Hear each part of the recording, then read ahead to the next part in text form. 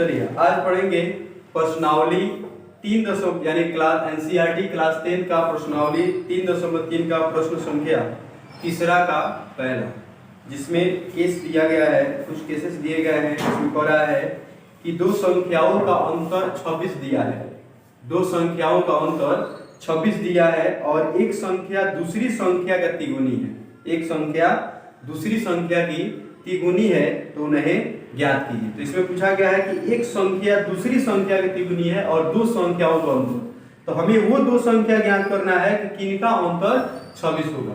तो इनको ज्ञात करने के लिए सबसे पहले हम लिखेंगे कि हल माना कि, मतलब कि जो केस हमको नहीं दिया जाता है उसको मान लेते हैं। माना कि पहली संख्या, माना कि पहली संख्या बराबर x और उसी तरह दूसरी संख्या बराबर y। ठीक है, पाना कि पहली संख्या x और दूसरी संख्या y।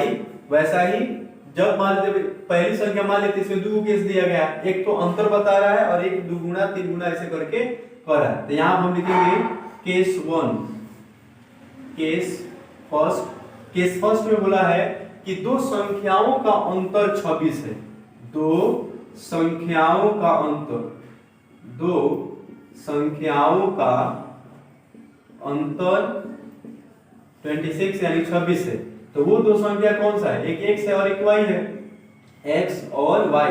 अंतर के मतलब होता है माइनस, और दो संख्याओं का अंतर कितना हुआ 26, इसको हम समीकरण 1 मान लेते हैं। ठीक है, उसी प्रकार केस 2 में कहा गया है कि एक संख्या दूसरी संख्या की तिगुनी है, एक संख्या दूसरी संख्या की तिगुनी है। तो आप लिखेंगे कि एक संख्या दूसरी संख्या की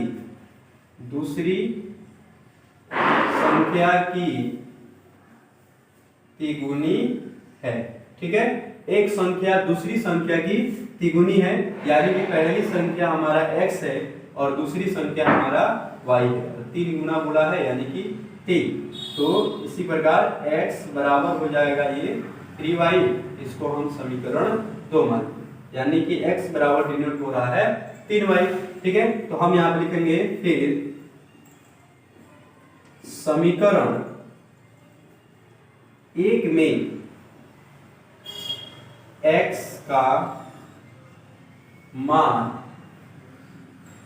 रखने पर, समीकरण 1 में x का मान रखने पर, तो समीकरण 1 है हमारे पास x minus Y equal to 26। हम क्या लिखे हैं, समीकरण 1 में x का मान रखने पर, यानी कि जहां पे हम x लिखे हैं वहां पर 3y लिख देंगे, माइनस वाई इक्वल टू 26।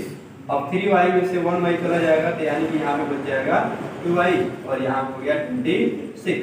ठीक है, अब यहाँ पे देखिए 2 जो है गुणा में है, अब बराबर उधर जाएगा तो हो जाएगा भागा में, यानी कि फिर से हम यहाँ से बनाएंगे कि इसलिए y बराबर हो गया 26/2 और ये 13/2, यानी कि इसलिए y बराबर हो गया 30। ठीक है, यानी कि y का मान हमारा निकल गया 30। ठीक है, अब यहाँ पे लिखेंगे कि समीकरण 2 में y का मान रखने पर, ठीक है, समीकरण 2 में y का मान रखने पर, तो समीकरण 2 है हमारे पास x इक्वल टू 3y, तो x इक्वल टू 3 और मल्टीप्लाई y का मान कितना है 13, तो x में जब 3 से मल्टीप्लाई करेंगे यानी गुणा करेंगे तो ये हो जाएगा 49, यानी कि हमसे यही पूछा गया था ना, दो संख्याओं का अंतर, तो पहली संख्या हो गया x और दूसरी संख्या हो गया y, अतः पहली संख्या बराबर 39 एंड दूसरी संख्या इक्वल टू 30। ये हमारा आंसर हो गया। ठीक है, ये हमारा आंसर हो गया। ठीक है, इसी प्रकार खाली रोकना है। चलिए अब जानते हैं इसी का दूसरा प्रश्न दूसरा प्रश्न कह रहा है कि दो समपूरक कोणों में बड़ा कोण 18 डिग्री, दो समपूरक कोणों में बड़ा कोण छोटा कोण से 18 डिग्री अधिक है, तो उन्हें याद कीजिए। प्रश्न को एक बार और फिर से दोहराते हैं। दो समपूरक कोणों में बड़ा कोण छोटा कोण से 18 डिग्री अधिक है, यानी कि इसमें दो कोण दिया गया है, तो यानी कि समपूरक कोण के मान हमको मालूम नहीं है, तो यहाँ पर क्या करेंगे, जो अज्ञात राशि होता है उनको मान लिया जाता है। तो माना कि बड़ा कोण बराबर x और छोटा कोण बराबर y, ठीक है। तो अब यहाँ से केस के हिसाब से पढ़ेंगे कि केस क्या कह रहा है। तो केस कह रहा है कि दो समपूरक कोणों में बड़ा कोण छोटा कोण से 18 डिग्री अधिक है, तो हम पहले से जानते हैं कि दो समपूरक कोण जो होते हैं उनका योग 180 डिग्री होता है। यहाँ पे लिखेंगे दो समपूरक कोणों का योग बराबर 180 डिग्री, ठीक है। तो दो समपूरक कोण कौन है, x है, और योग के मतलब होता है प्लस y बराबर 180 डिग्री। इसको समीकरण 1 मान लीजिए, ठीक है। फिर उसी प्रकार केस सेकंड में कह रहा है कि बड़ा कोण छोटा कोण से 18 डिग्री अधिक है, तो यानी कि बड़ा कोण हम कितना मान क्या है, x, यानी कि आप लिखेंगे बड़ा कोण, ठीक है, छोटा कोण से 18 डिग्री अधिक है, 18 डिग्री अधिक है, यानी कि बड़ा कोण मान लिए है x और छोटा कोण मान लिए है y प्लस 18। ये प्लस में है, बराबर किधर आएगा तो माइनस में, यानी कि x minus Y equal to 18। इसको समीकरण मान लेंगे 2। और हमसे प्रश्न पूछा गया है कि इस पूरे प्रश्न का हल जो है आप प्रतिस्थापन विधि से बनाइएगा, प्रतिस्थापन विधि, ठीक है। तो अब हम इसको प्रतिस्थापन विधि से हल करने की कोशिश करते हैं।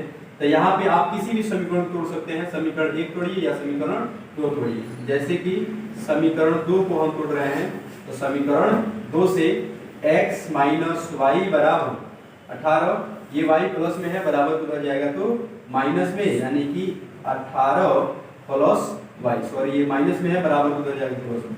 इसको हम मान के आएंगे समीकरण 3, ठीक है। अब इसी प्रकार समीकरण 3 मान लिए, तो जब समीकरण 3 मान लिए यानी कि x का मान हमको डिनोट हो गया 18 प्लस y। अब इस x का मान किसी समीकरण में रख सकते हैं।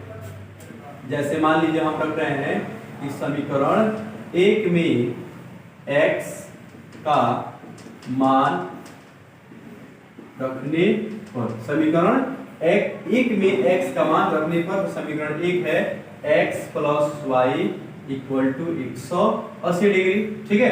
तो x का मान हमको कितना मिला है, 18 प्लस y, यानी कि x के जगह पर हम रख देंगे 18 प्लस y और एक y, समीकरण 1 का इक्वल टू 180। दोनों को हम क्या करेंगे, योगफल ज्ञात करेंगे, 1y और 1y मिलकर के बन गया 2y बराबर 180, ठीक है। ये 18 प्लस में है, इक्वल टू उधर जाएगा तो माइनस में, यानी कि यहाँ पे बच गया 2y, 180 माइनस 18, 2y बराबर हो गया। इसको अगर घटाते हैं तो 162 हो जाएंगे।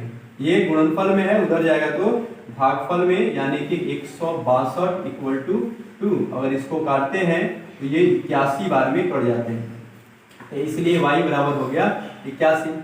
एक का तो मान निकल गया।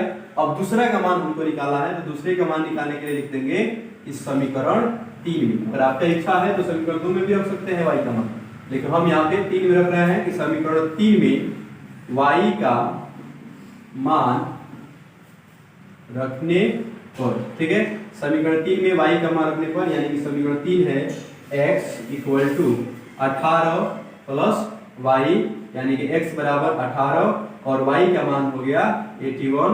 दोनों के योगफल ज्ञात करते हैं, हो जाएंगे 99। अतः वो हमें बड़ा कोण और छोटा कोण का मान ज्ञात हो गया। अब हम लिख सकते हैं, अतः बड़ा कोण बराबर 99 डिग्री, ठीक है, और छोटा कोण बराबर 81 डिग्री। ये हमारा आंसर है, ठीक है। चलिए अब इसको आप स्क्रीनशॉट ले लीजिए।